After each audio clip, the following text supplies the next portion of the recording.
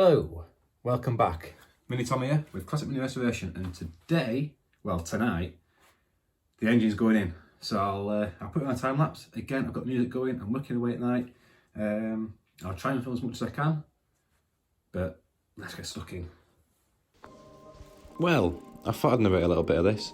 So before anything else, if you're not subscribed, please consider subscribing. It doesn't cost anything. It does help the channel out a lot. You know, what's not to gain. So the eagle-eyed amongst you will notice that the slave cylinder for the clutch layer is a Verto type. I have it on good authority that this works before I fitted it. I didn't have a slave cylinder for this engine. I can tell you it does work. I have tested it. So if you are wondering out there, it's fine. As well, I did struggle here with the alternator. I'm pretty sure I pulled the old engine out with it on, but for some reason I just couldn't get it back far enough to pass over the front panel, so I took the alternator off quickly. And then yeah, we got it fit. You just saw that there. So fairly straightforward, there's nothing much to it. The only thing I would say is the engine mounts. I bought the cheap ones when I first fitted my old engine because I had the subframe out. In this instance I reused them and wished I didn't have these type. Them bolts there that you see me getting in, the front ones are alright, the back ones, wow. Needing those pliers and thin fingers, that is what you need. Unless you're going to go and pay the extra £1 or £2 more and get the uprated ones, I'd recommend it. Yeah, absolute pain. Fingers cut to shreds, worse than the bottom hose. Definitely.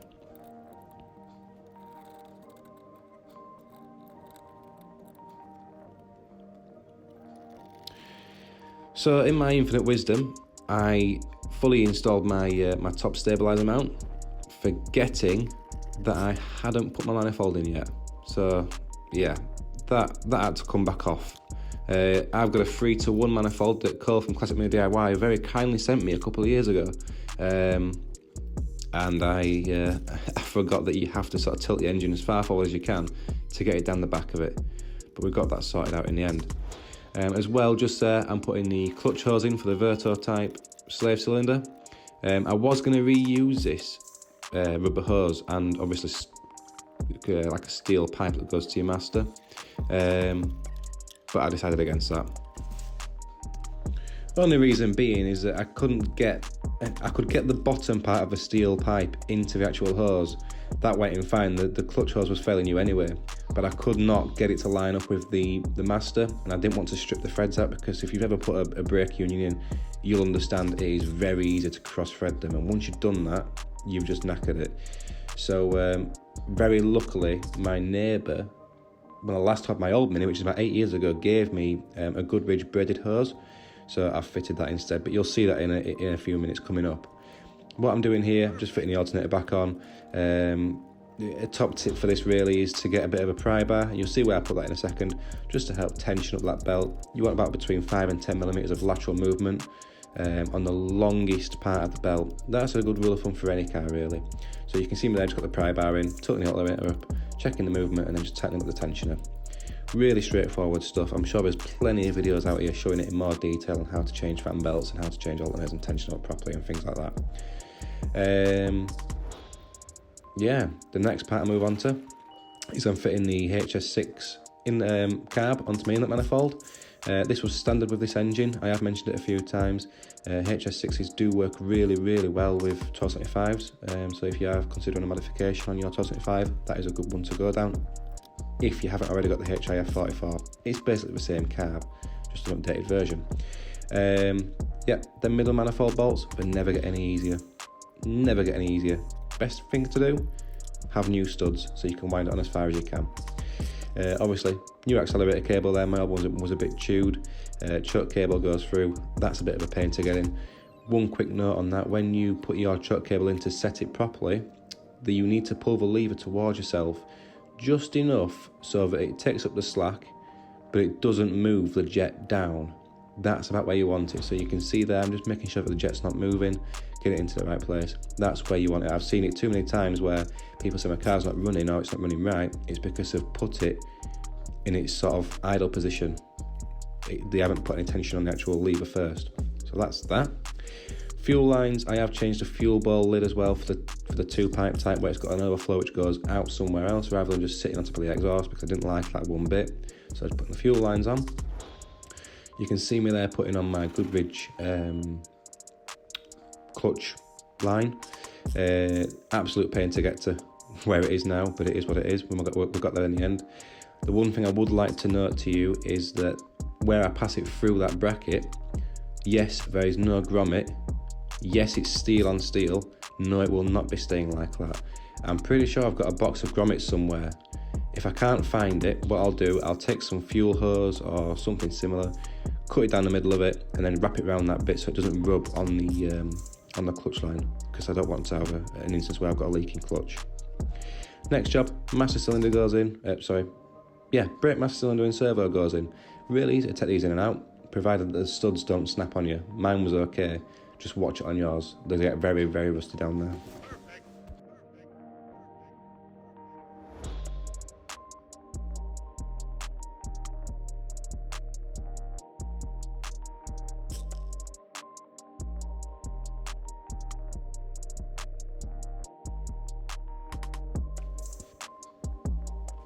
So this one goes out to the Americans out there. It's a split pin, not a cotter pin. So the next one is a heater cable. This is my original off the engine, on the inline valve type, which is on the other side of the engine. It did fit. It's maybe a little bit short on the throw, but it seems to work fine. I'll test this properly once I get the coolant up to temperature and it's circulating around. Just make sure I've got some heat coming through into my heater matrix. But as I say, it did seem to work fine.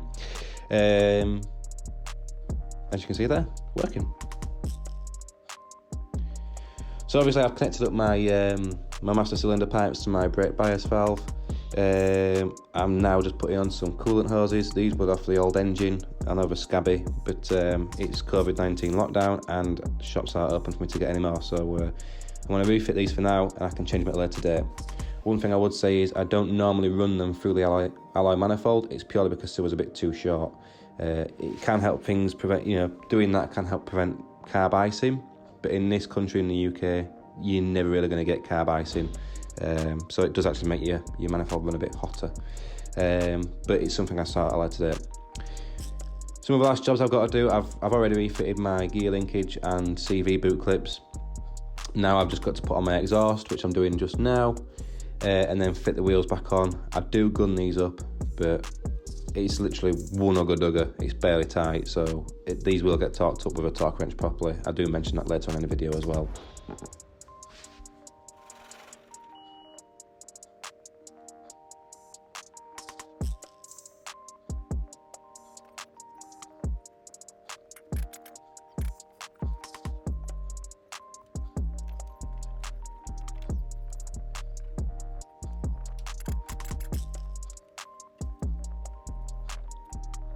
Few more jobs just to bleed the clutch. I'm using my Gunson Easy Bleed. I really do like that. It's a fantastic bit of kit.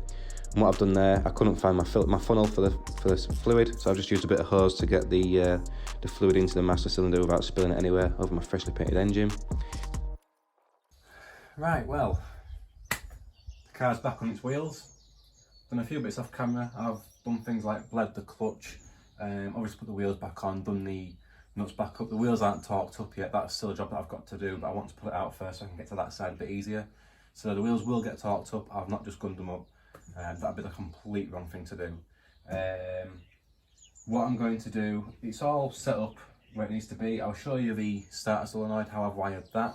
It will differ from model to model and year to year, but this is how I've tested it and found that it works.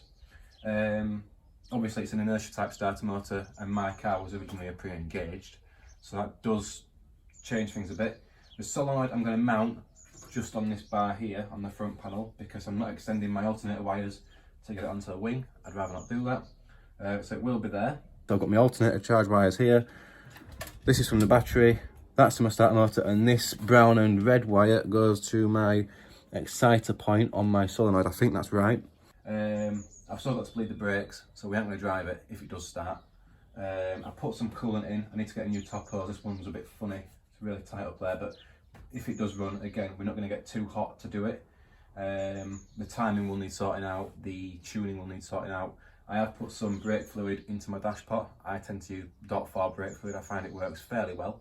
And obviously you can get proper SU oil, and that is probably better, but that's what I found kind of works for me. In terms of starting procedure, I've had the battery on charge.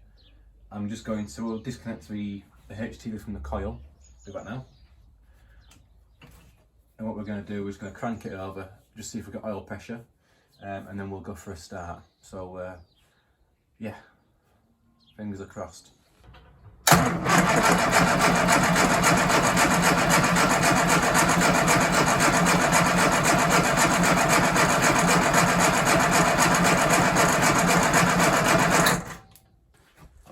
Okay, so it did take a bit of cranking, but I did get some oil pressure, so that's good.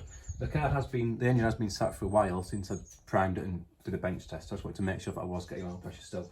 I have also had the oil feed pipe up as well to paint it, so I wanted to make sure that was right. I think that's the oil return pipe, I'm not too sure.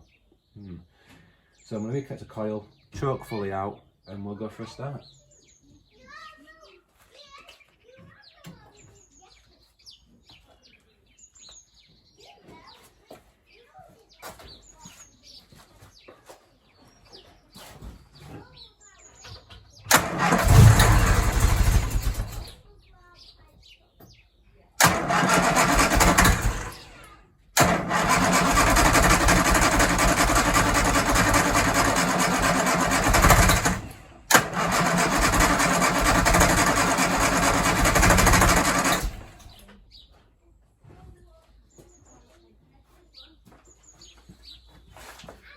Right, it's trying to go, it's coughing and spluttering a bit. The carb hasn't been altered off its base settings since I did the bench test, so I'm going to leave that as it is.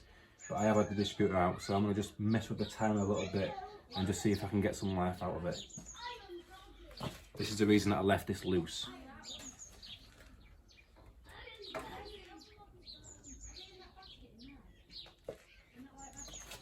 But it was nearly going. Let's take 2.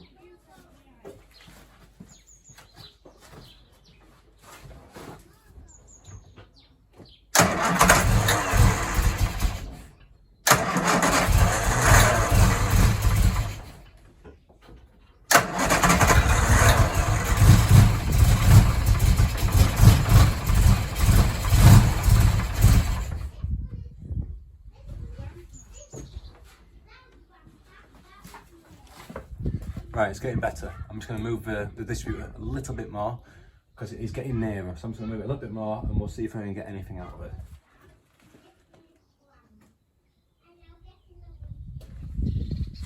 Take 3.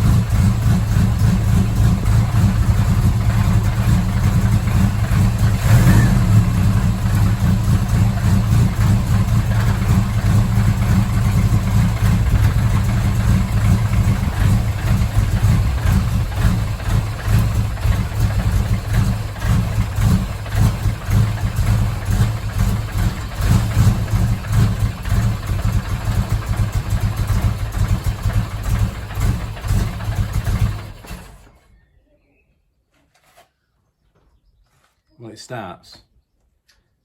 Definitely needs something to do with the timing, so I'm just going to get set with a timing gun and have a really quick time. Back in a sec.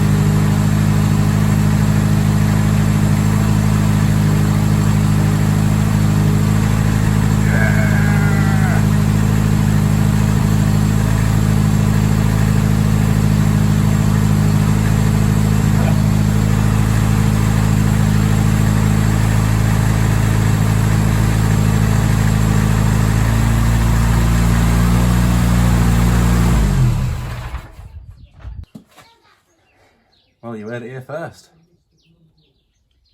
It runs. Don't know if it drives yet. I can't drive it. I've got an engine sat right down here, and there's no one at the back. But the clutch does actuate, so we'll hope that works. The next episode that you're going to see now is going to be ignition timing, getting the timing gun out and checking the ignition timing. Bit different on an A series because you don't have timing marks on the crank pulley. You've got them on the flywheel. You've got to use a mirror to get in there. So that's what we're going to do with that. I'm going to use my Gunson colour tune again because it gave me really good results last time. So we'll colour tune it. We'll get the timing sorted out. I'll do a video on the Gunson Easy Bleed kit. I've had this for a few years now. I really do like the Easy Bleed. That's why I did the clutch. Fantastic bit of kit. I do use it a little bit differently with everyone else though. I don't put brake fluid in it because it just clouds everything up, so it's just purely an air vessel. But I'll show that on a video. We'll bleed the brakes. I've got obviously my solenoid to sort out. I've got this air pipe to get back in down here. Bit of tidying up to do. Bleed the coolant, check the oil. Just a general tidy up of a few things, get the bonnet and grill back on, and we can take it for an actual test drive. So all that good stuff is going to come up in the next video. So I hope that you've liked me putting this engine in, and I hope that you've maybe enjoyed seeing it going. I know I have. At times I haven't, but I have. And it's actually started, it's running. So the next step is to just make sure it actually drives. So yeah, join me on the next video, where hopefully I can drive my Mini for the first time in 3 months, even if it is just to the shops to get a pint of milk and some bread, because it is essentials only. Stay safe everyone. See you later.